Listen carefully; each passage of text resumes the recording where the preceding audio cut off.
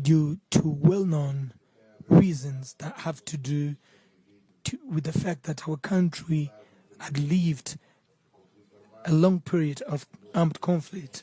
Our tourism sector is not developed yet, but our country has great potential to becoming also an important tourism destination. Therefore, we are working in order to make that possible. But that will only be possible if we are humble enough to recognize that we are lacking in knowledge and experience, and we need to seek that knowledge and experience from those countries that are our friends. And we don't need to go very far in order to learn that experience within our continent. We have such knowledge to a handful of friends in Kenya, Namibia, Botswana, South Africa, and other African sister countries with whom we would like to work so that we can find that we are lacking, so that we can kickstart our tourist industry.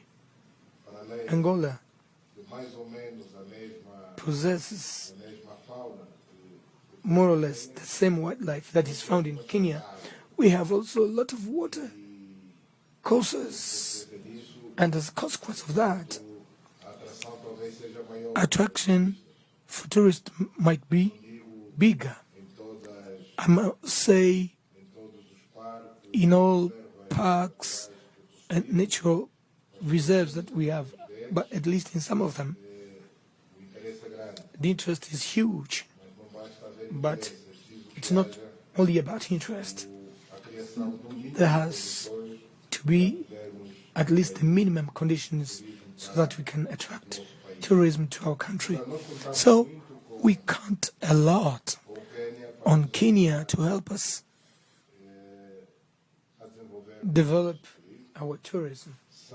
We know that Kenya does not have and does not need to fear competition, in as much as we are in very different stages. We are at the start and Kenya is always far away. So a student will need centuries to reach the level of its master. So Kenya, rest assured, because it will help us develop our tourism sector. With regard to the joint efforts that we've been making in order to help our DRC brothers and sisters find peace, and what would be the synchrony existing between the two processes, that is the Nairobi and the Luanda processes. The only difference is that the Nairobi process is broader. The Luanda process has to do only with M23. So that was the mandate that was given to us by the African Union. The African Union gave Angola the mandate to deal especially with the case of M23. We are all aware that in Eastern DRC there are many armed groups fighting against the central authorities. They are in hundreds, whereas the Nairobi process deals with all those groups. That's their mandate. The Luanda process deals only with M23 because that was the mandate given by the AU.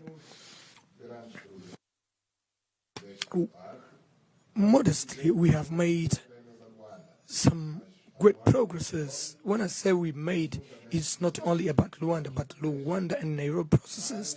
Jointly, we've made great progress. but we have become stagnant on one item. We need to have the M23 cantonment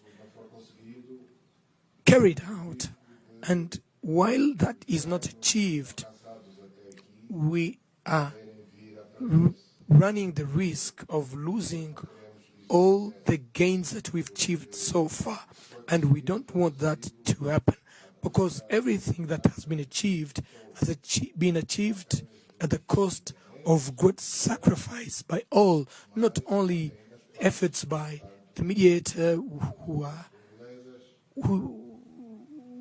the brokers, but also the efforts made by the Congolese authorities, the Rwandan authorities, and the M23 themselves. And we don't want this process to derail. We don't want the process to stay at stalemate. So we need to move to the next step, which is important.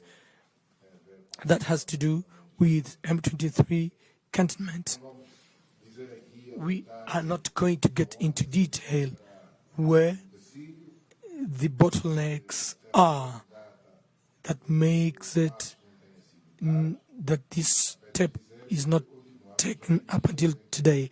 But I'd like to say that we are optimistic that sooner or later that will happen, and it has to happen for the good of peace in that country and the whole region.